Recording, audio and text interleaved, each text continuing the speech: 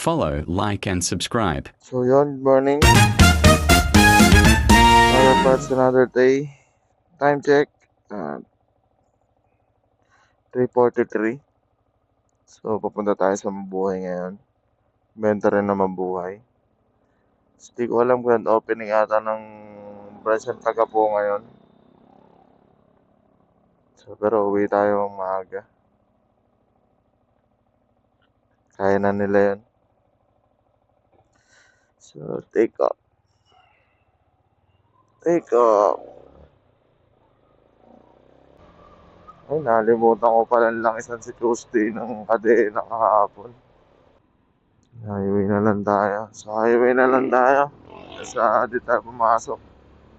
Saglit lang naman yan. Sa banlik lang naman ang pasok nun. Tapos Mabuhay. Hirap na naman Sigit na naman ng parking. Ay, thank you Lord.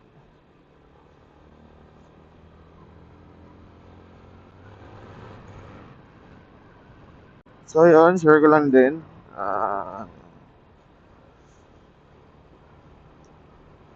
Sobrang tipid po sobrang tipid ng Sniper 155 kasi mostly.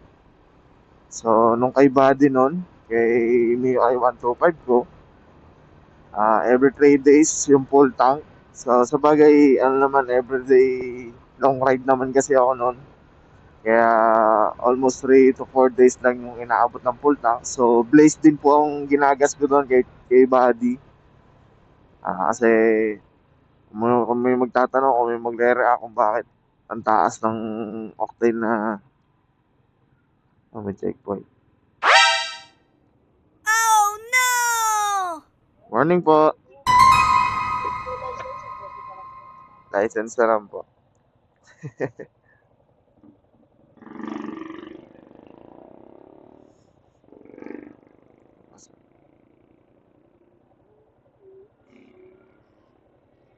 Hindi malabo yung ORCR. Thank you po.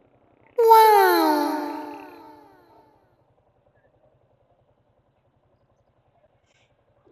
Ganong checkpoint nila.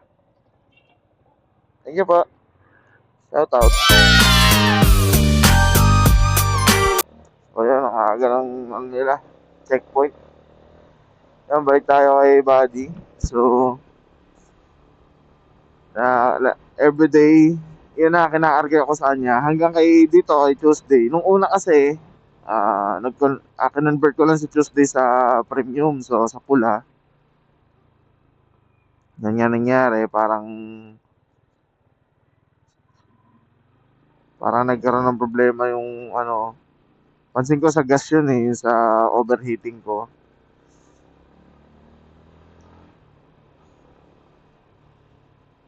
Di ba, mabenta ngayon yung green at pula, di ba?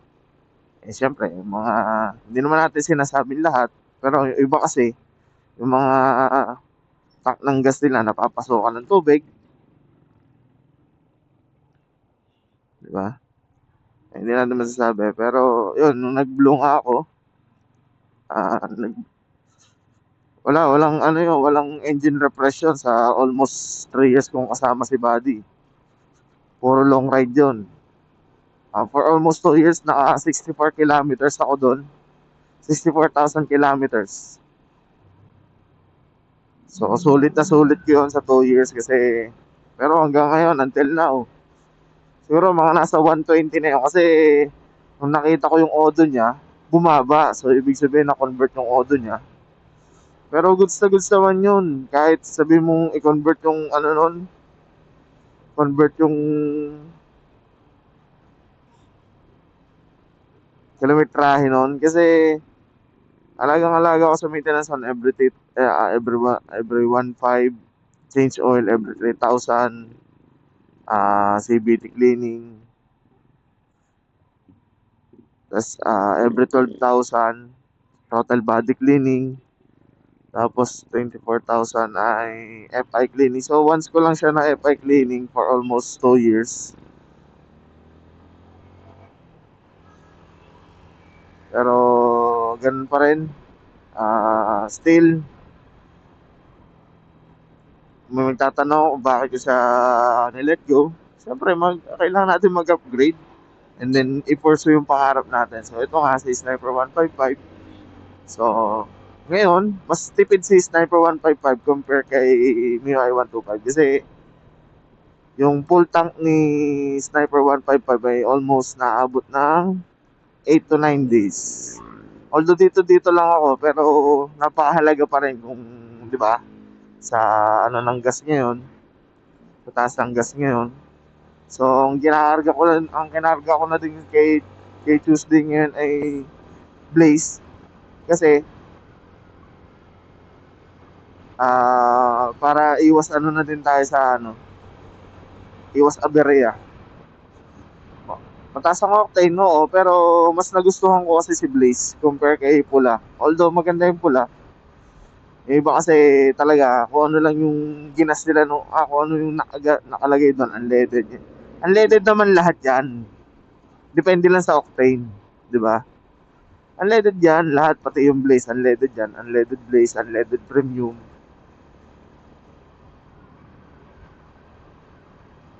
Pero depende sa octane na ilalagay natin kung ano. At saka nasa iyo naman 'yun. Motor ko naman 'to eh. Walang basagan ng trip. Gumawa, mag-ano din kayo. Gumawa din kayo ng sarili niyong trip.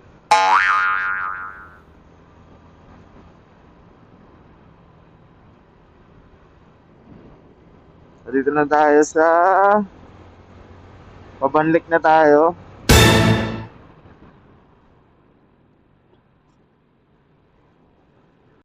So, thank you Facebook. Nag-earn na yung aking ano, $0.04, $0.05. So, at least meron na, di ba? So, sisipagan ko lang mag-upload. Kahapon nag-change oil tayo. Change oil natin si Tuesday. Change oil lang. Change oil. Hindi change all. Nandito na tayo sa Banlik. Pasok na tayo dito. Diba? Mas madali. Kasi kung dun tayo sa loob, puro hams. Eh dito, walang hams. So, dire-diretso tayo. Yun nga lang, ang daming truck dito. So, dahil kahapon ay so yun na may napansin na ng ano natin ng mini shop kasi kahapon may mga nagtatanong. May natawad din dun sa mugs. Kaso nga lang takip yung puhunan kaya pass tayo dun. So madali naman akong ano kausap kadandil. So wag lang takip yung puhunan. Grabe naman kayo tumawad eh. 'Di ba? So shoutout kay Sir, pasensya na po. Takip ang puhunan sa binibigay mong price. Malit lang po talaga ang margin natin diyan sa mga ganyan. So, hindi naman tayo naghahangad ng malaki kaya okay na tayo sa mga konting tubo lang. May mahihain lang tayo sa ano, sa pagkainan at may maibayad sa mga bills.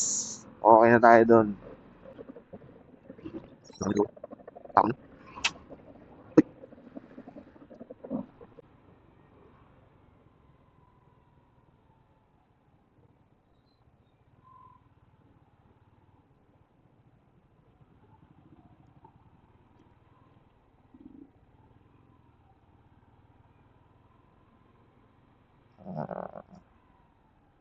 Ayan, ang napakagandang kalsada ng papuntang Mabuhay.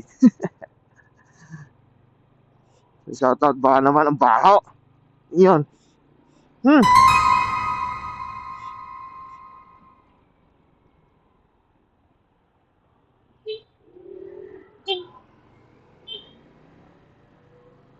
So yan, mga taga-OSAVE yan. Si Leonard at si Gerard.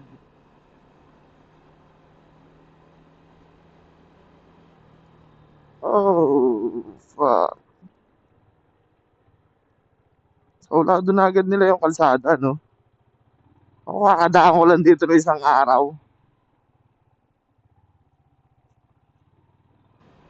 Malapit na tayo. Papasok na tayo sa Mabuhay Phase 6. So, malimit din kami dito. So, shoutout kay paring Mark. Limit din kami dito eh. Nung college days namin. Pero ngayon, hindi na ako nakakasama sa mga tropahan namin kasi sobrang busy na. Yung free time ko, ay, inaano ko na sa anak ko.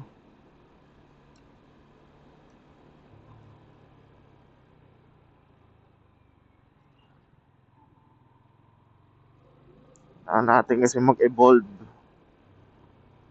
Natin mag-evolve, guys. Kaya hindi tayo nag-evolve. Walang mangyayari sa atin. Di ba? Need natin mag-ano.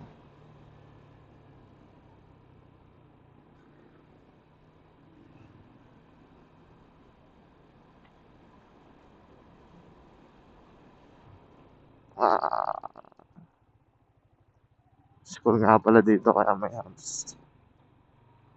So, yun oh. Ganda na naman buhay.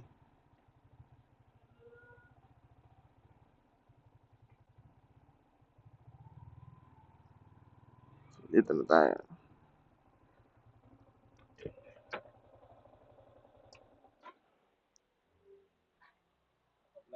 Siyempre. So, peace out.